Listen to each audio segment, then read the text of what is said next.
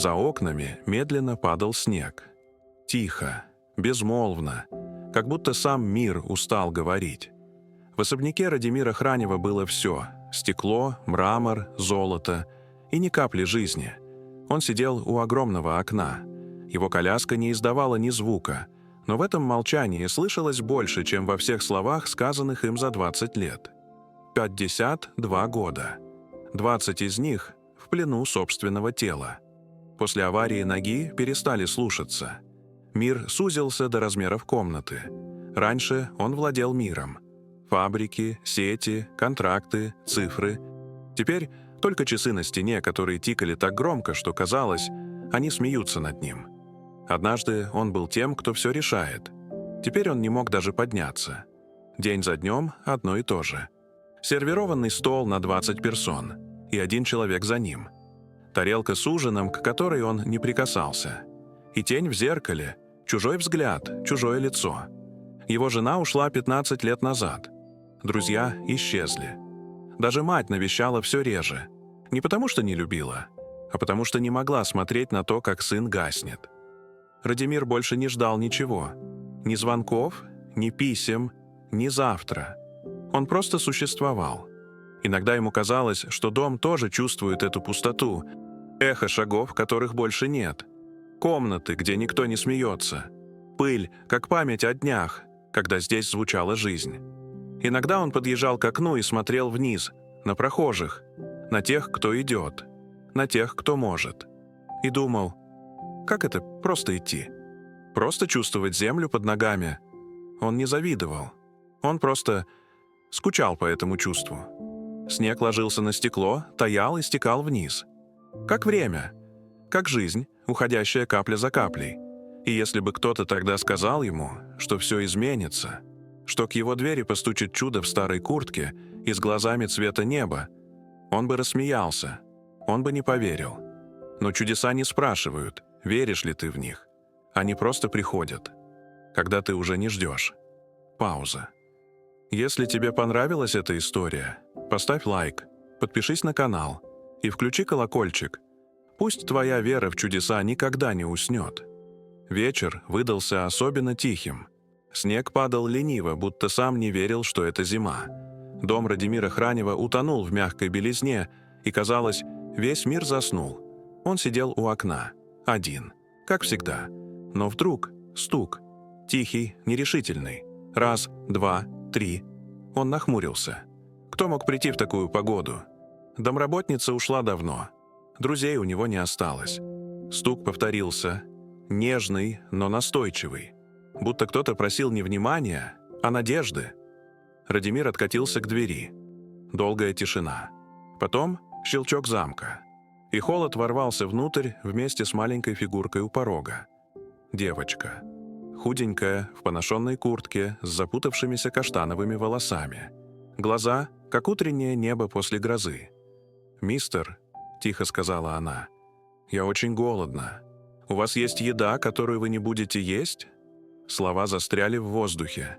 Он не знал, что сказать. 20 лет никто не просил у него ничего простого. Только деньги, только выгоду, только власть. А эта крошка просила остатки.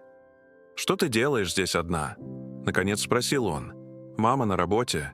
А миссис Паттерсон сказала, «Богатые люди выбрасывают хорошую еду». Девочка понизила голос. «Я только хотела немного». Она не боялась. Не отводила взгляда. И впервые за многие годы Радимир почувствовал, что кто-то смотрит на него не как на инвалида, не как на миллионера, а просто как на человека. «Как тебя зовут?» — спросил он. «Люба? Люба Томич. А вас?» «Радимир Хранев. Но можешь звать меня просто Родя?» Девочка улыбнулась. И этот свет, живой, теплый, прорезал ледяную пустоту особняка. «Мистер Родя», — сказала она, — «я могу предложить вам сделку». Он почти рассмеялся. «Сделку? Какую? Вы дадите мне немного еды, а я дам вам чудо». Он наклонил голову, intrigued. «Что за чудо, маленькое?» Люба подняла взгляд. «Я могу заставить вас ходить снова». Воздух в комнате словно остановился. Время замерло. Он не знал, плакать или рассмеяться. Но голос девочки звучал не как шутка. Он звучал как уверенность, как истина, сказанная сердцем. Радимир тихо вздохнул. «Маленькая, чудес не бывает». Люба улыбнулась. «Бывают. Просто вы забыли, как в них верить». Пауза. И в тот вечер, когда за окнами шел снег, а в доме, где давно не звучали детские голоса, появилась крошечная гостья, в жизни Радимира Хранева впервые за 20 лет вспыхнуло слово, которое он боялся произносить. Надежда. Утро было тихим. Слишком тихим. Радимир проснулся раньше обычного. Не потому что не спал, а потому что ждал. Девочка. Ее голос, ее уверенность, ее слова. «Я могу заставить вас ходить снова». Он смеялся ночью. Но почему-то не до конца. Слова звучали в голове, как заевшая пластинка. Он не верил в чудеса. Но впервые за 20 лет хотел поверить. Когда домработница сообщила, что у двери стоит маленькая девочка, ищет вас, его сердце пропустило удар. Он сам не понял, как успел доехать до прихожей. Люба стояла там, в той же куртке, в тех же ботинках. Но выглядела как-то ярче, словно принесла с собой солнце. «Доброе утро, мистер Родя», — сказала она весело. «Я принесла вам кое-что». Он растерялся. 20 лет никто не приносил ему подарков. Он был тем, кто дает, не получает. «Ты принесла мне что-то?» — спросил он, и в его голосе прозвучала детская нотка удивления. Люба кивнула. Развернула смятый бумажный пакет. Внутри был цветок. Помятый, увядший, но живой. «Моя мама говорит», — сказала она, «если кто-то добр к тебе, нужно ответить добротой. Это за ужин». Он взял цветок, руки дрожали. Такое простое «спасибо», но будто оживило в нем что-то давно забытое. «Люба», — начал он, — «это очень мило». Она вдруг подняла глаза. «Можно я посмотрю на ваши ноги?» Он замер. Никто не спрашивал так просто. Без жалости, без стыда. «Они не работают», — тихо сказал он. «Я их не чувствую. Можно я их потрогаю?» Он хотел сказать «нет», но почему-то не смог. «Можно». Она подошла, осторожно коснулась его колена. Ее ладошки, теплые, живые, будто сами излучали жизнь. Несколько секунд — тишина. А потом Радимир вдохнул. Он почувствовал. Ни боль, ни движение, просто присутствие. Словно где-то глубоко внутри спящие мышцы шепнули «Мы здесь». «Они не сломаны», — прошептала Люба. «Они просто спят». Но когда сердце проснется, проснутся и они. Он посмотрел на нее. Маленькую, серьезную. И вдруг понял, может быть, чудеса действительно выглядят именно так. Не громко, не ослепительно, а просто с цветком в руке. Пауза. Иногда, чтобы проснулись ноги, сначала должно проснуться сердце. Марина возвращалась домой поздно. Смена на второй работе затянулась. Снег шел весь вечер, и город казался усталым. Она мечтала только об одном — лечь, закрыть глаза, помолчать. Когда она открыла дверь их крошечной квартиры, тишина насторожила ее. «Люба?» — позвала она. Ответ пришел из кухни. «Я здесь, мама!» Марина облегченно вздохнула. Но заметила, на столе аккуратно лежала бумажная салфетка. А на ней остатки еды, красиво разложенные, как в ресторане. «Откуда это?» — спросила она. Люба подняла голову. «Мне дал мистер Родя». Марина замерла. «Кто?» «Мистер Родя. Он живет в большом доме через дорогу. Он в коляске, и ему грустно. Но я помогу ему снова ходить». Сердце Марины ухнуло вниз. Незнакомый мужчина. Один. Богатый. И ее дочь у него дома. «Люба, ты не должна туда ходить, понимаешь? Это может быть опасно». Девочка нахмурилась. «Но он хороший. Он дал мне ужин». «Не все, кто улыбается, добрые», — тихо сказала Марина. В ее голосе дрожало не раздражение, страх. Она видела слишком много мира, чтобы верить в сказки. Стук в дверь заставил ее вздрогнуть. Она подошла медленно, на цыпочках. «Кто там?» «Марина Томич», — прозвучал мужской голос. «Меня зовут Радимир Хранев. Ваша дочь вчера навещала меня». Марина замерла. Он пришел сам. Он знал, где они живут. Она приоткрыла дверь на цепочке. За порогом мужчина в инвалидной коляске. Чисто одет, взгляд мягкий, уставший, не похож на опасность. Но страх не отпускал. «Что вам нужно?» — спросила она твердо. «Только поговорить. Хотел, чтобы вы знали, где была ваша дочь, и чтобы убедились, что я не причиню вреда». В его голосе было что-то искреннее. Никакой игры, никакой жалости, только одиночество. Люба выглянула из-за Марины. «Мама, я же говорила, он хороший». Радимир улыбнулся девочке. И этот жест растопил что-то в Марине. Она видела не богатого инвалида, она видела человека, которому тоже больно. «5 минут», — сказала она. «И я возьму с собой Бету». Он тихо кивнул. «Это справедливо». Когда они пересекали улицу, Марина думала лишь об одном. Может быть, чудеса действительно случаются.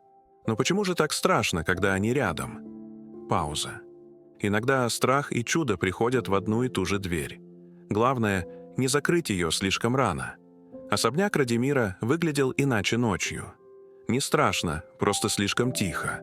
Как музей памяти, где каждый предмет помнит, как звучала жизнь. Марина шагала осторожно. В руках Бета. Рядом Люба, уверенная и спокойная, будто шла в гости к старому другу. Дверь открылась мягко. Радимир встретил их в холле. Теплый свет, запах кофе и ни тени надменности. «Проходите», — сказал он. «Я рад, что вы пришли». Он не говорил спасибо, не оправдывался. Просто рад. И почему-то именно это разоружило Марину. Люба сразу сорвалась с места.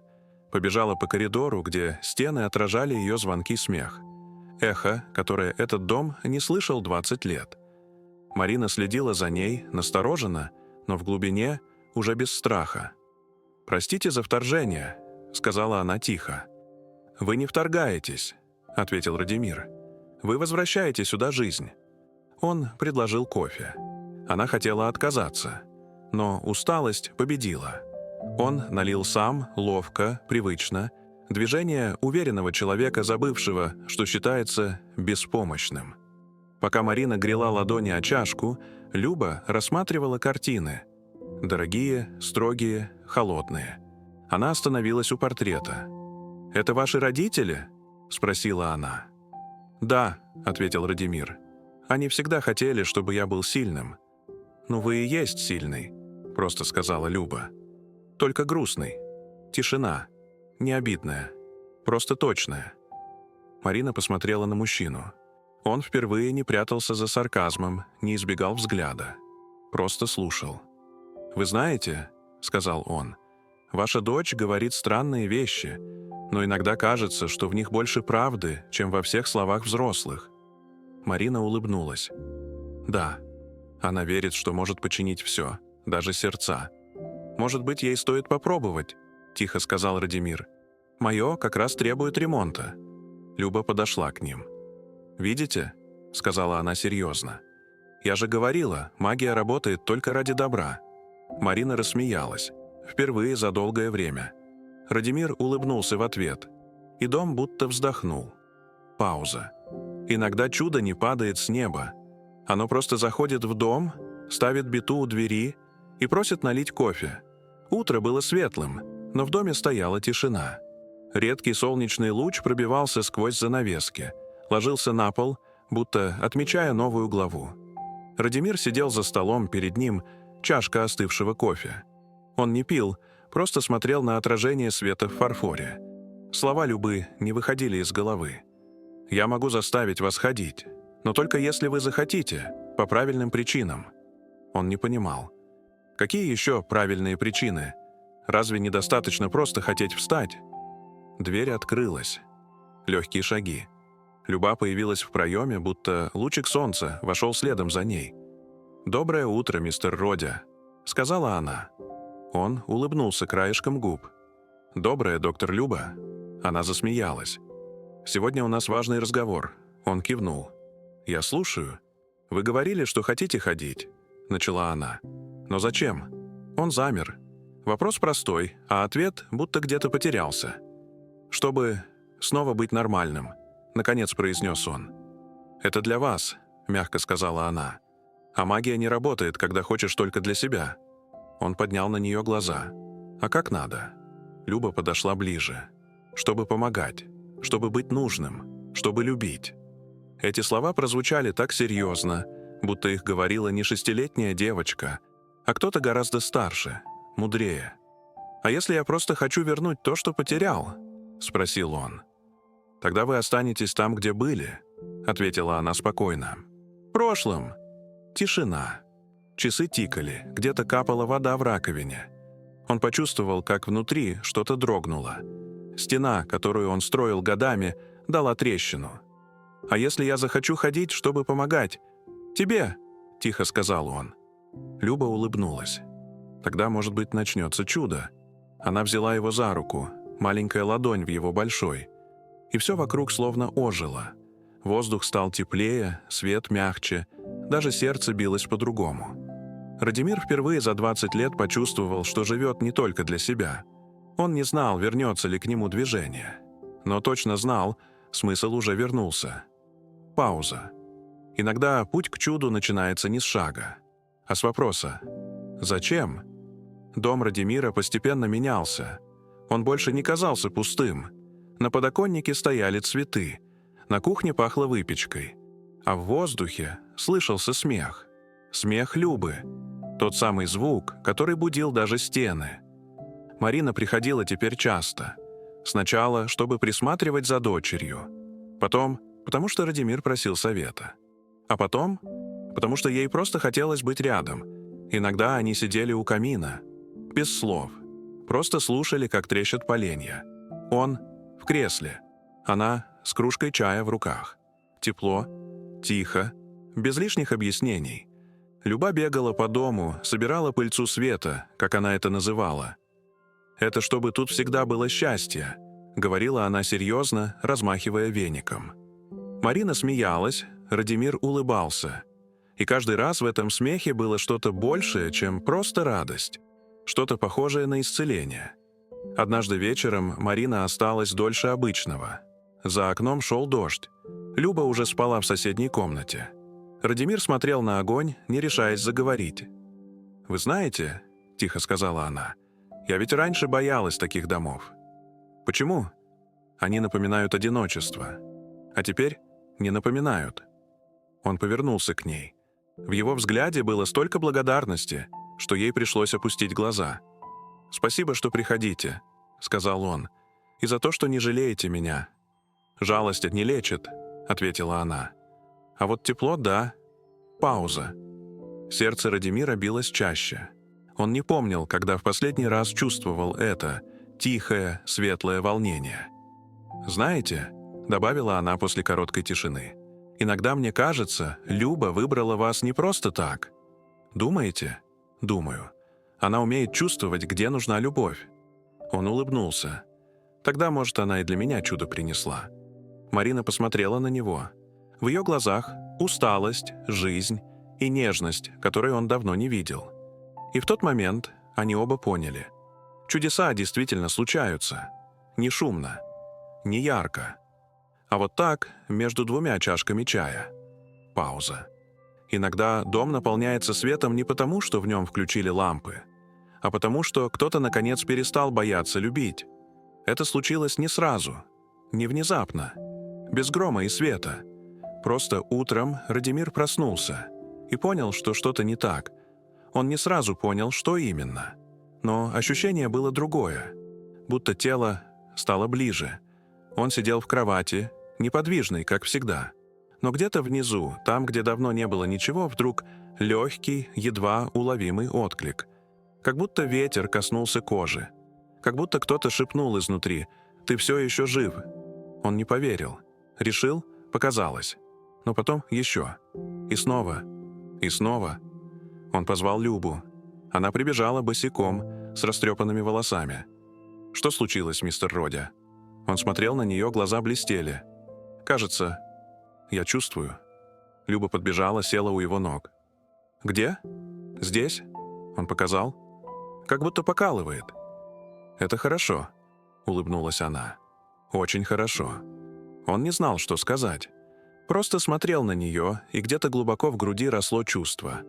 Не страх, не радость, жизнь. Через день пришла доктор Полина Зимина. Серьезная, строгая, привыкшая к невозможному, но не к чудесам. Она проверяла рефлексы. Зонд, молоточек, прикосновение. И вдруг пауза. Она подняла взгляд. «Вы чувствуете это?» — спросила она тихо. «Да», — ответил он. «Уже 2 дня». Доктор замерла. Потом выдохнула, будто боялась разрушить момент. «Радимир», — сказала она, — «по всем медицинским прогнозам это невозможно». Он усмехнулся. «А может, просто пришло время?» Полина посмотрела на Любу. Та стояла рядом, держала его за руку и улыбалась. «Знаете», — сказала девочка, — «просто надо было поверить». Доктор покачала головой. «Это необъяснимо». «Конечно», — ответил Радимир. «Это же чудо, тишина, только тикание часов и легкий стук сердца, нового, живого, благодарного». Пауза. Иногда исцеление не приходит с лекарствами. Оно приходит с верой, с детской улыбкой, с теплой ладонью, которая держит тебя, пока ты учишься снова жить. Прошлое не уходит. Оно просто ждет за дверью, чтобы однажды постучать. В тот день дверь позвонила громко. Не робко, не как чудо, а как буря. Марина открыла. На пороге стояла женщина в безупречном пальто с идеальной осанкой и холодным взглядом. «Я ищу Радимира Хранева», — сказала она. Голос ледяной. «А вы кто?» — осторожно спросила Марина. «Его жена», — ответила та. «Или бывшая».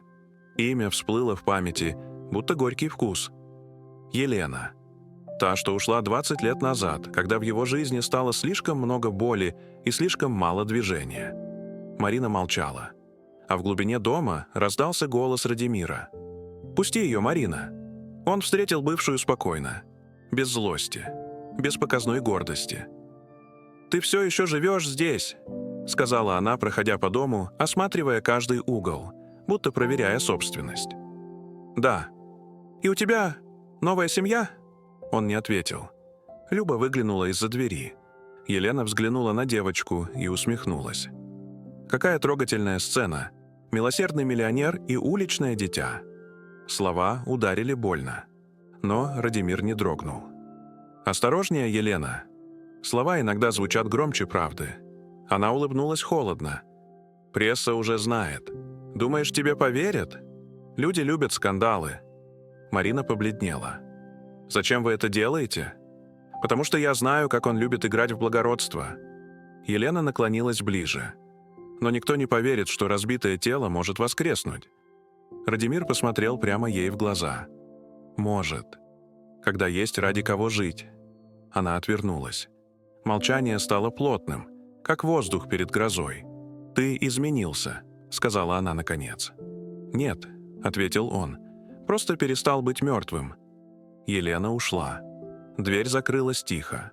Но тишина была уже другой, живой, не хрупкой. Марина подошла, коснулась его плеча.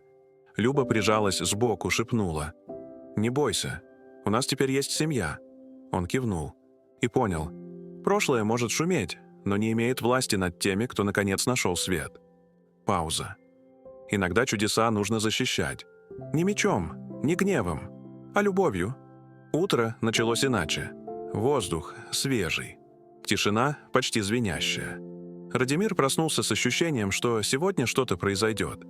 Не знал, что именно, но чувствовал. Внутри будто шевелилось солнце. Он сел в коляске, вдохнул глубже. Пальцы ног, они отзывались. Нерешительно, слабо. Но отзывались. Марина вошла, держа кружку с кофе. Улыбнулась. «Ты рано?» Он посмотрел на нее. «Долго. Сегодня особенный день». Люба вбежала следом. В пижаме, с сияющими глазами. «Сегодня!» — крикнула она. «День, когда ты пойдешь!» Марина хотела улыбнуться, но голос дрогнул. «Любочка, мы не знаем...» «Знаем», — уверенно сказала девочка. «Просто попробуй, мистер Родя». Он положил руки на подлокотники. Сердце билось громче, чем дождь по крыше. 20 лет. 20 лет тишины. И одно мгновение веры. Он медленно выдохнул. и начал подниматься. Сначала дрожь, тело сопротивлялось, память о боли держала цепко, но потом ноги отозвались. Сначала одна, потом другая. Он стоял. Марина ахнула. Люба вспыхнула, будто солнце. «Я же говорила!» — закричала она. «Я же говорила, что чудо проснется!» Радимир стоял посреди кухни, шатко, неуверенно, но стоял. Плечи дрожали, слезы текли по лицу. «Теперь шаг!» — прошептала Марина. Он посмотрел на них обеих и сделал первый шаг. Мир остановился. Каждое дыхание стало звуком. Каждая слеза — светом. Он шагнул. А потом еще раз. И еще. 3 шага. После 20 лет неподвижности. Люба бросилась к нему, обняла за шею. «Ты сделал это!» Он прижал ее к себе, улыбнулся сквозь слезы. «Мы сделали это!» Марина подошла ближе, коснулась его руки. «Я знала, что ты сможешь». «Нет», — тихо ответил он, — «это ты научила меня верить». Пауза. Иногда чудеса не случаются внезапно. Они просто ждут, пока сердце станет достаточно сильным, чтобы поднять тело. И в тот день Радимир понял. Вера действительно может идти. Чудеса не умеют молчать. Даже если люди пытаются скрыть их, они все равно находят дорогу. В слова, в фото, в заголовки. Новость разлетелась за один день. Парализованный мужчина снова пошел. Невероятное исцеление. Чудо в доме Хранева. Газеты шумели. Журналисты караулили у ворот. Соседи шептались, друзья писали сообщения. Каждый хотел кусочек чуда.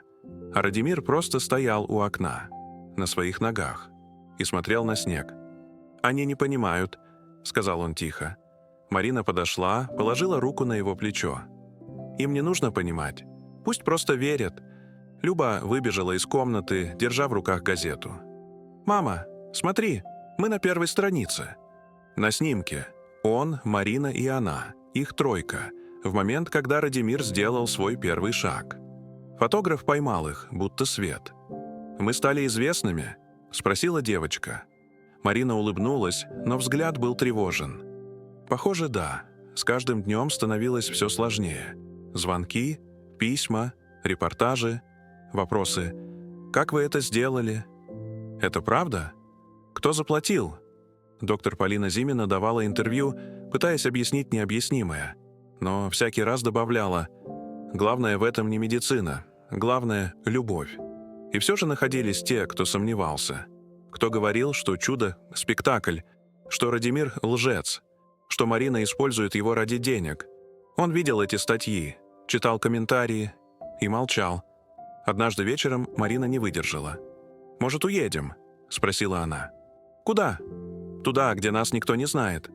Он повернулся к ней. «А зачем прятать то, что рождено светом?»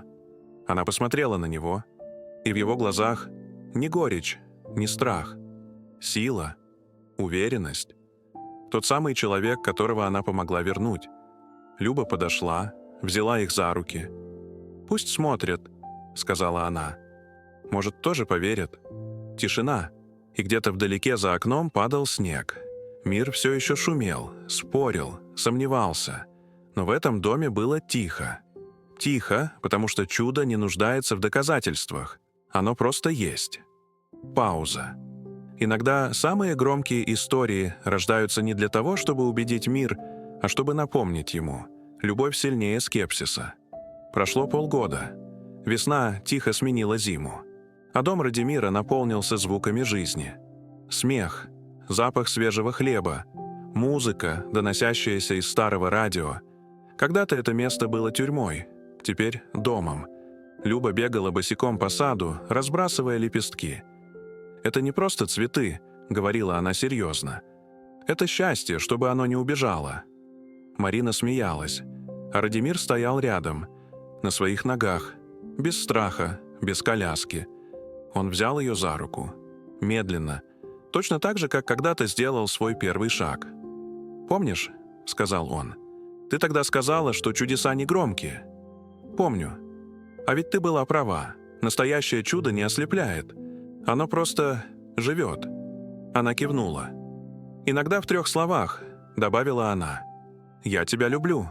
Пауза. На закате они стояли втроем. Он, Марина и Люба. Солнце опускалось за деревья, заливая сад золотом. «Я придумала!» — воскликнула девочка. «Надо загадать желание». Она закрыла глаза, сложила ладони и прошептала: «Пусть чудеса никогда не кончаются». Радимир улыбнулся. «Кажется, твое уже сбылось». Люба распахнула глаза. «Нет, это было не для меня. Это для всех, кто перестал верить». Тишина. Та самая, добрая, теплая, когда слова уже не нужны. Позже, в тот же вечер, в доме горели свечи. Марина готовила чай, Люба рисовала на полу мелками, а Радимир писал письмо. Он долго подбирал слова. Потом просто написал: «Если вы когда-нибудь потеряете веру и посмотрите на ребенка, который не боится мечтать, на женщину, которая не боится любить, и на человека, который однажды встал, потому что поверил, что его сердце все еще живо». Он сложил лист, положил на стол и улыбнулся. Пауза. Иногда чудеса не заканчиваются. Они просто становятся частью обычной жизни. Тихой, настоящей, той, где любовь и вера — главные законы Вселенной. И если прислушаться, в тишине можно услышать, как сердце Радимира, Марины и Любы бьется в унисон. Как одно. Целое. Живое.